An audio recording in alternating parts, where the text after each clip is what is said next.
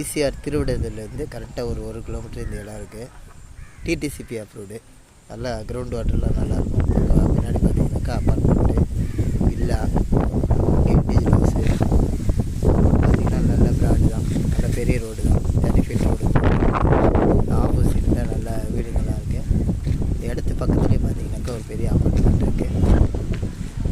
இந்த போர் பார்த்தீங்கன்னா போட்டிருக்காங்க. இந்த இடத்துக்கு கன்ஸ்ட்ரக்ஷன் பண்ணுறாங்க.